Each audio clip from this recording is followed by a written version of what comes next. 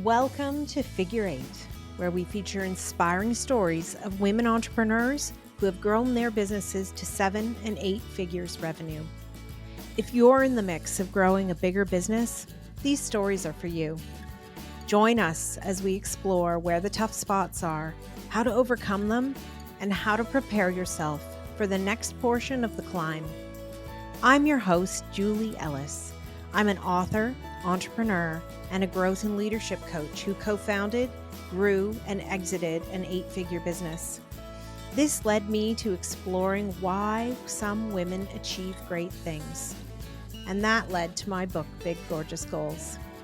Let's explore the systems, processes, and people that help us grow our businesses to new heights. If you're interested in growing your business, this podcast will help. Now, let's get going. Hello, and welcome to this episode of the Figure Eight podcast. I'm your host, Julie Ellis, and today I am extremely happy to be talking with Dr. Meghan Walker. Meghan is a naturopath by trade. However, she now today has founded multiple companies, and she helps a lot of women grow bigger businesses, women who are working as clinicians, in all kinds of different medical fields and really need to figure out how to grow their business and how to make it into everything they want it to be. She also speaks here and there, and she's been on TV a number of times. So she has lots of different pieces to what she does. But right now, as the co-founder and CEO of Health Hives and the chief cheerleader of Clinician Business Labs, those are her sort of main entrepreneurial ventures at the moment. So welcome, Meghan. Hi, thanks so much for having me. Thank you. I'm so glad you were able to join me today. Well, I am looking forward to this conversation. I'm looking forward to it too, because I think that, thinking about growing businesses is obviously something I'm very interested in. And I know when we were talking, just your work in helping other women grow businesses who are very skilled and talented, but may not be entrepreneurial, is a really important place in the ecosystem. Yeah, it's funny because I think there's so many people who have a big vision of how they want to contribute. I think this is going to be happening more and more. The vehicle in which that contribution can happen is becoming so frequently entrepreneurship. But it is like the one thing we're not taught in school. And if we were fortunate enough to have the conversations when we were younger at home or grow up in a house where entrepreneurship was like part of the vernacular and part of the experience, then all the power to you. You have a massive advantage. But for most people, that wasn't what they saw growing up. And so I often joke that my audience are reluctant entrepreneurs. It is not They are not entrepreneurs by choice. They are entrepreneurs because it is the only vehicle in which they can have the contribution that they want. So it's an interesting take and version of entrepreneurship. Maybe a little bit different than, those individuals out there who are like, I want to grow my business. I'm excited to grow my business. These individuals are like, darn you for telling me I need to have a business in order to have the impact I want to have. Right. And it's super interesting because you are talking about highly talented people, very, very bright people who are highly qualified to deliver the work that they're doing. And yet they struggle to fit into the entrepreneurship mold, if there is such a thing.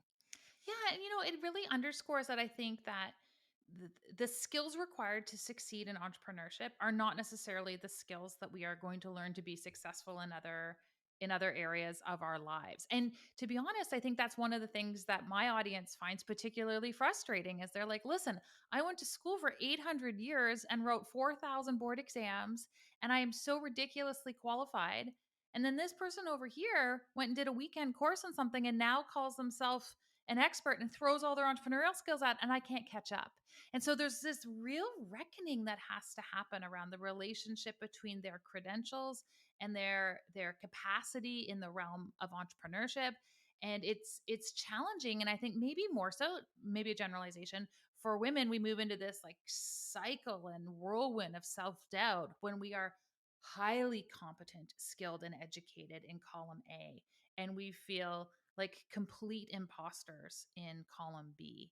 And I can teach extremely intelligent people the tactics and strategies to run a business. They can grasp those concepts really quickly.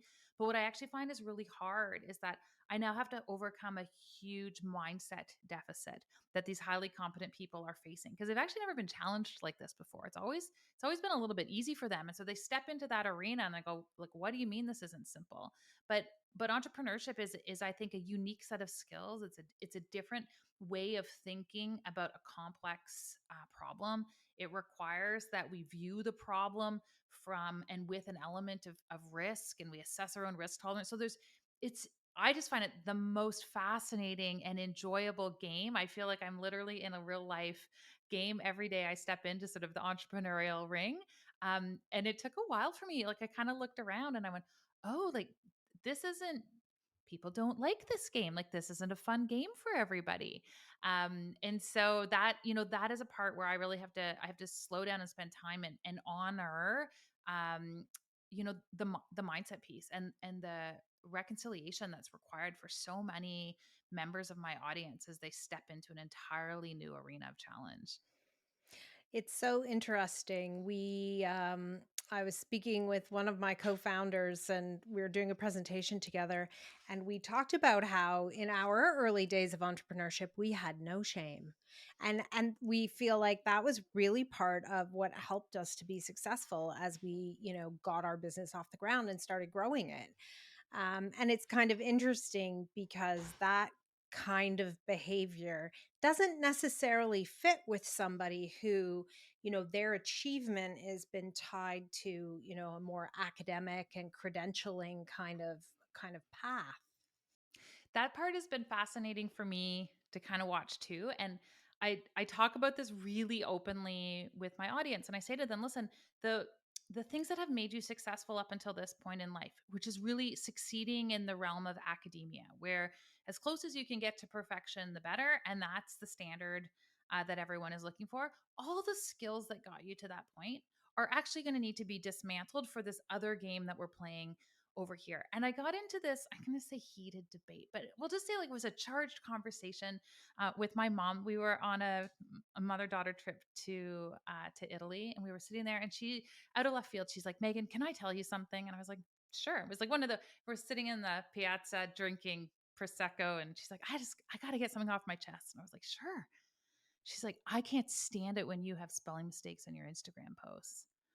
I was like, "Oh, okay. I thought we were going somewhere else, but we're gonna do Okay. this." And she's like, "It just like, how are you not spending more time reading and proofreading your Instagram?" And I actually took back control of my Instagram. It's 100% me and my spelling mistakes. And I said, honestly, like I don't care that much. Like I just want to say something and put it out there. And I'm fine with 90% great. And half the time I don't have my glasses on. I can't see the words anyways. And I just hit like publish. Anyway, we had this whole debate, and I said, listen, like I want you to understand her background. She was a school teacher and a principal. And I said, you taught a cohort of individuals how to be successful in the context of school. And I said, if I had my entrepreneurial women waiting for perfection before they ever hit publish, they wouldn't even have a business, let alone be able to grow it. So my whole business is getting people to take imperfect action over and over again, and then finding the patterns that are where they're winning, and not waiting until things are perfect. I don't think we have time for that. And as we grow and as we have more systems and as we have more people, we can elevate that standard in certain areas and contexts.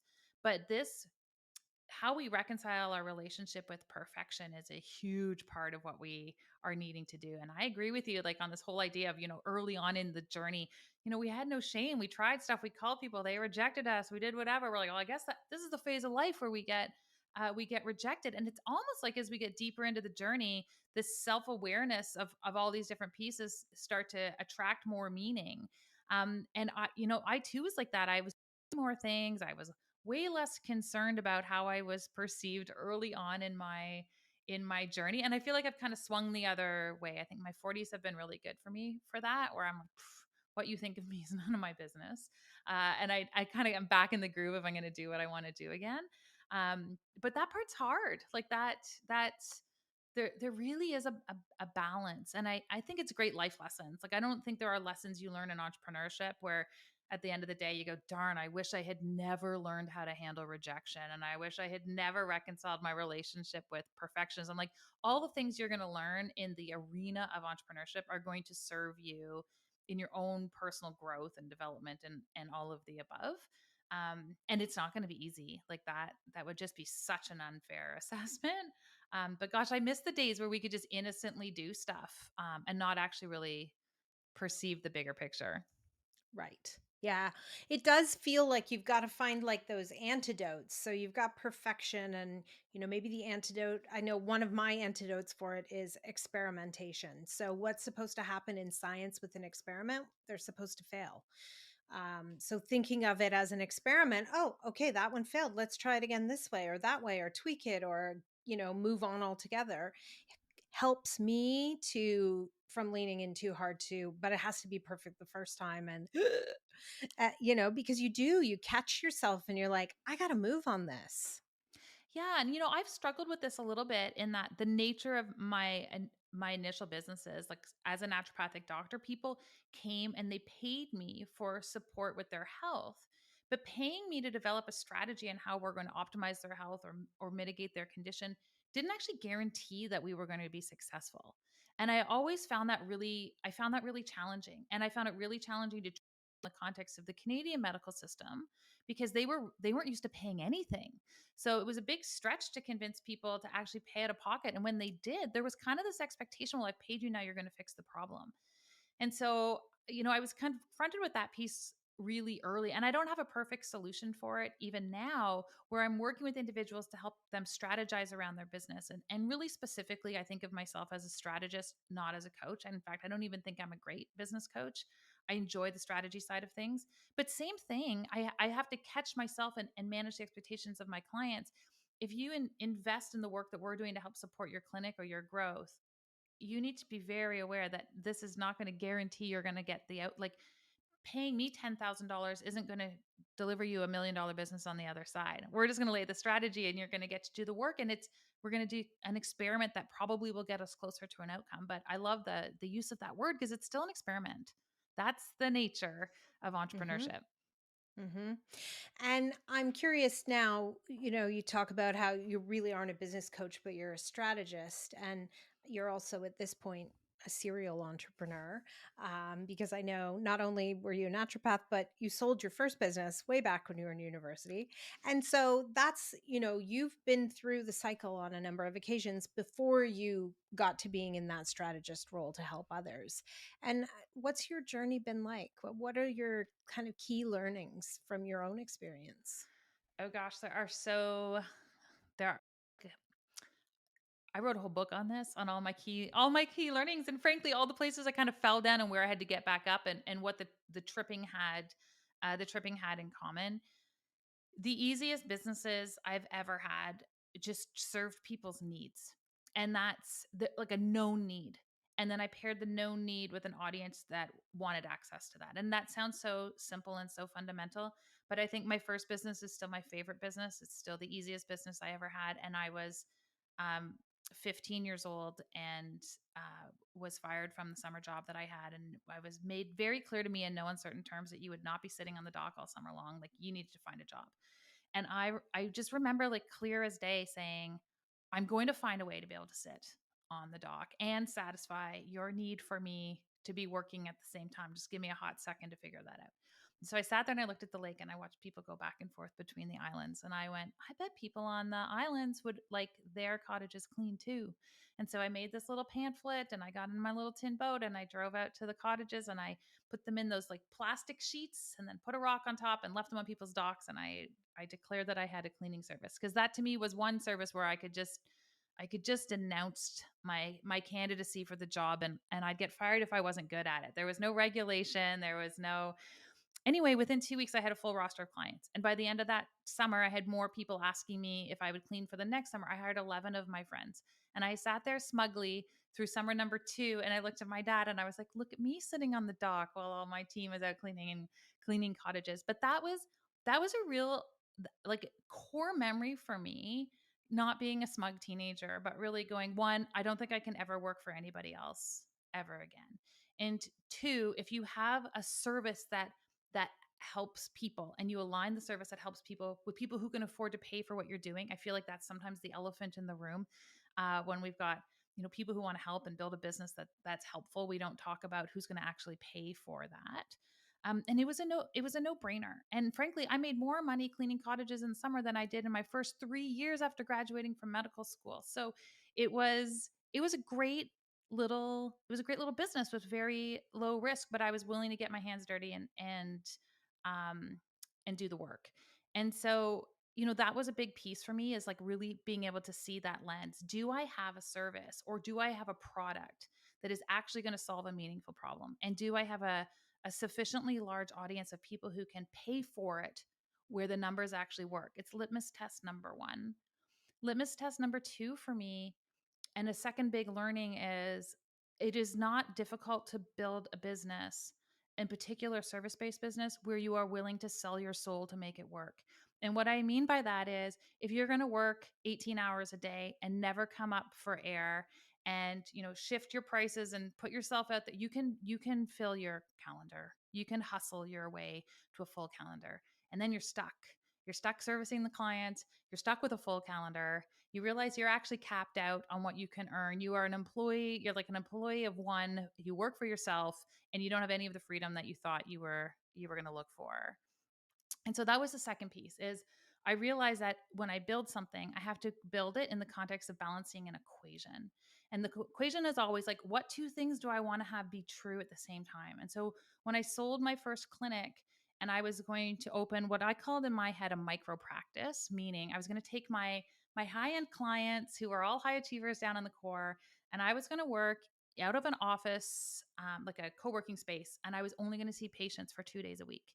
And the challenge to myself was, how do I work with these patients for 2 days a week? Because I wanted to start some other companies, but double what I was earning working 5 days a week owning my own clinic. Those were the two sides of the equation. I want to earn this, and I only want to be working that.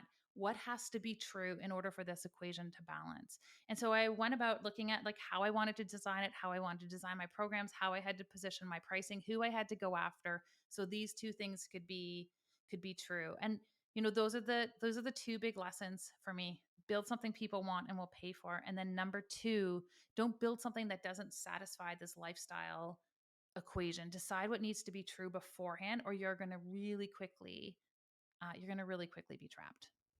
Because it's I've never thought of it this way, but it's so true that you can fill your calendar with underpriced work, and basically it is almost like working for somebody else. It isn't really why people, I think, dream of becoming an entrepreneur and want to go and start businesses. And so taking that transition over to the equation makes a lot of sense. Yeah, it was a big lesson for me, because I was burning out and I had little kids, and I was like, "Oh my gosh, I did this to myself." Like I had no one to blame for that. But at the same point, it's not like I had mentorship around that idea. It's not like someone said to me, "Here's the framework on how to think about your business, or you're quickly going to run into that trap." I was like, "I'm just going to work really really hard and we'll see what happens." Which is, an approach, and I'm sure we've both we've both been there. But that was a hard lesson to learn. Mhm. And was that some of what inspired you to do what you're doing now? Sort of the lack of help that you saw in the landscape as you were trying to grow your own business? Yeah, I call this my accidental business. So I did not have a vision for wanting to do this. This isn't one like when I'm selling off into the sunset, I want to help other younger practitioners or newer practitioners set up their businesses. Not that it's not meaningful work, but that wasn't the vision.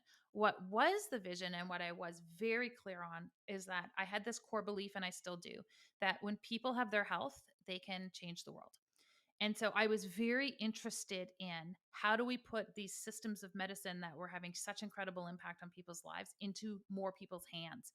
What has to be true so more people can access these systems of medicine? This is the problem that I was always trying to solve. And it's the problem I'm still trying to solve and I'm evolving with. And so one of the things I realized, even within our own clinic, we had 11 people in our team, is that the business side of how they developed their business was actually a real challenge for a lot of them. And so we started mentoring our own team on how to develop their business. it was a little bit easier for us. I grew up in an entrepreneurial house, but also I had skin in the game. And so that's, that's one of the fastest ways to grow your business is for you to have to. And so we were just mentoring the individuals in our clinic and they were doing well. And we took that for granted. We assumed that was happening everywhere. And I had more and more friends and colleagues who would reach out and say, Megan, like, how are you guys doing this? And so I literally just started with the first Thursday of every month. I'm going to run a Zoom call at 7 p.m. Anyone can come. It's totally free. And we're just going to jam out on what's going on in your business and see if we can solve the problem. Like, it was so unsophisticated and it was not with an intention of, feeding a list. There's no strategy in this whatsoever. It was literally, I just couldn't do any more. May I pick your brain lunches? So we just were like, come to Zoom. And so we started doing that. And then everyone had the same 10 problems. Like, if you solve these 10 things in order, you won't have this big catastrophic situation. And so it kind of formed the foundation of our first program. And then we realized there's a whole, we just kept building and writing programming to solve the problem um, at scale. And I was okay doing it and said no to other things because I really quickly realized that when practitioners were building strong, sustainable businesses, we were reaching more people with these incredible systems of medicine. We were having practitioners who weren't burning out. We were having practitioners who could contribute to the household income of their family.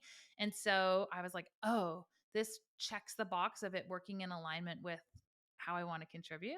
And so we kind of kept growing from there. Which is interesting because it's sort of like you had a goal to, improve outcomes for people and have more people know about these modalities of medicine and those kinds of things, but you probably haven't gotten there the way you thought you might have when you imagined this as a goal. Not at all. And I started a software company way back in the day. I was sort of brought into something some people were visioning out. And we were really trying to create this incredibly sophisticated directory system to help find these credentialed practitioners. It remains a bone of contention for me the number of people who do not have any training and put themselves out there as having training. To me, this is a really it's just a dangerous situation, and it does the system of medicine I study is significant disservice. And so we're like, how do we create this directory that is people who are credentialed, who are insured, who have been to school, who have written board exams, et cetera. Anyways, total miserable failure um, for a variety of reasons. But it also checked the box of, okay, this is a way of being able to get that information out uh, quickly. It's a way for us to be able to disseminate and distribute the medicine. And now there's so many different ways we can do that at scale. For me, really, it's about now having the discipline to like be very clear on what my skill set is and how I want to deploy that for the next iteration. So there's a few things in the works on That's on that side. exciting. Yeah. But I think that's part of owning a business is that, you have to keep on rolling. Yeah. Yeah. And It's I not think static. and don't like everything doesn't have the second you kind of remove this it all has to work all the time and you're like we're going to try this but also we're going to understand when we're going to back out, like when we're going to call it.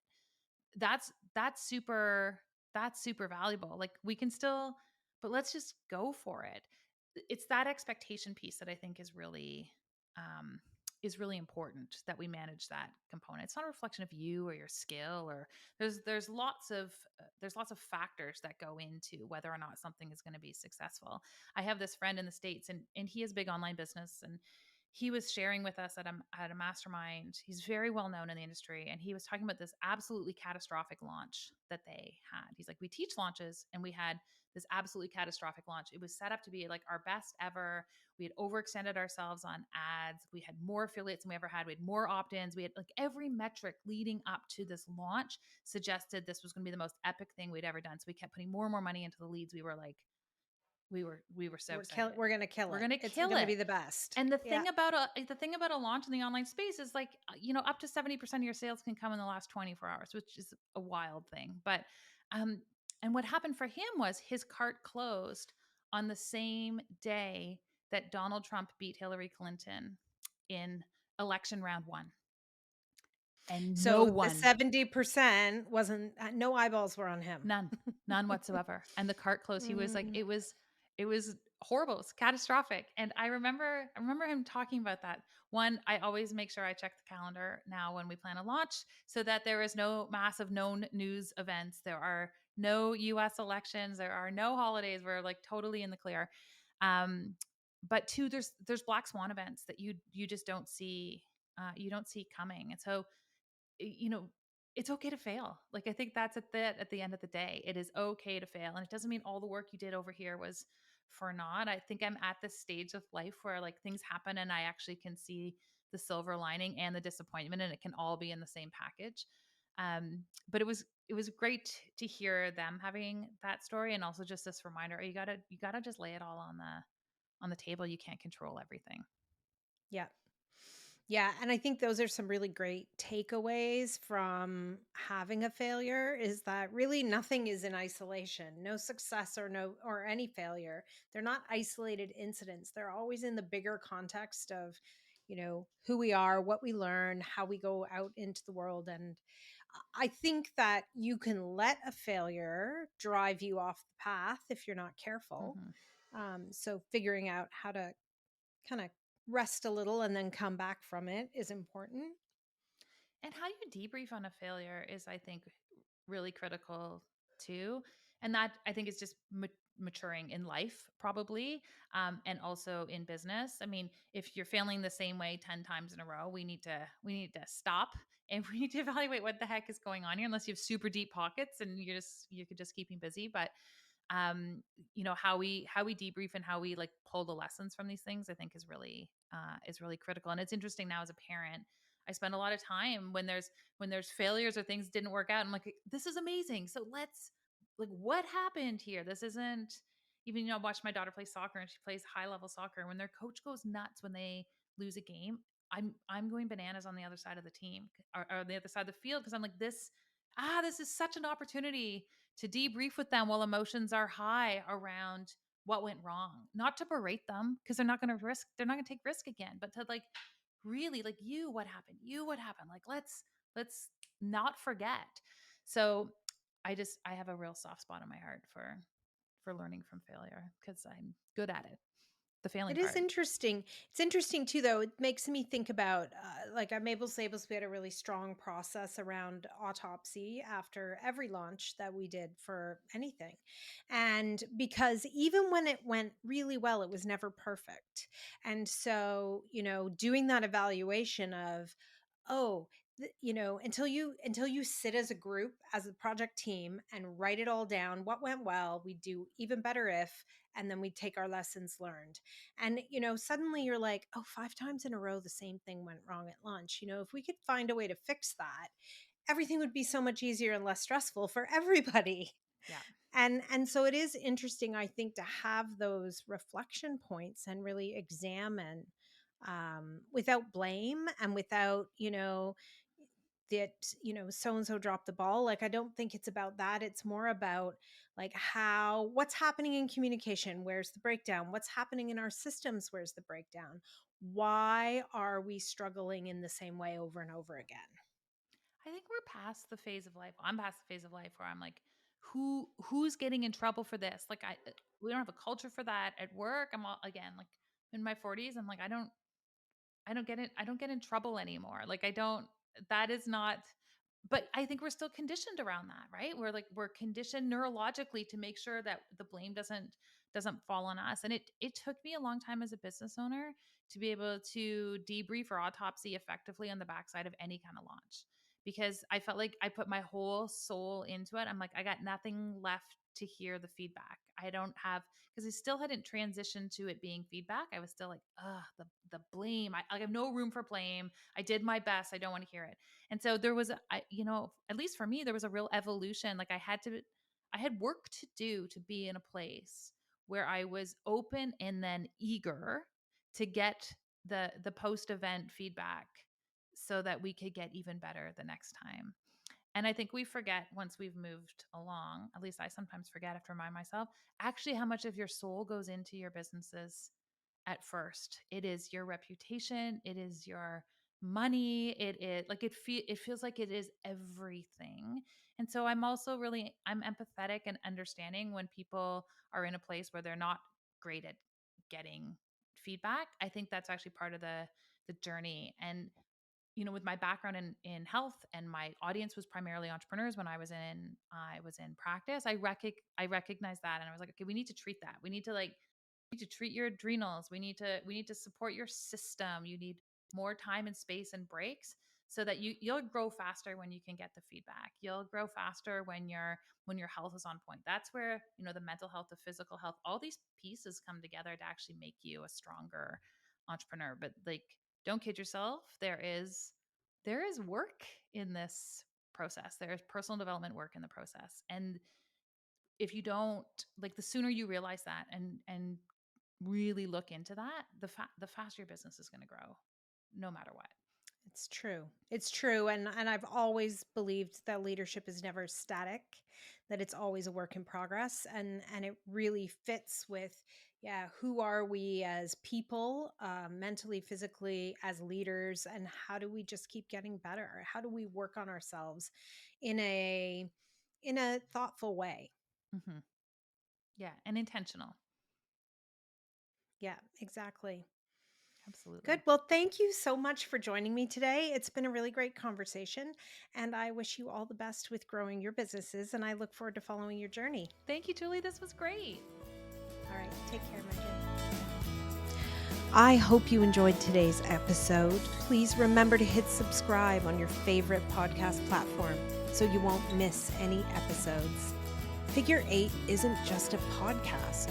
It's a way of seeing the big, gorgeous goals of women entrepreneurs coming to life.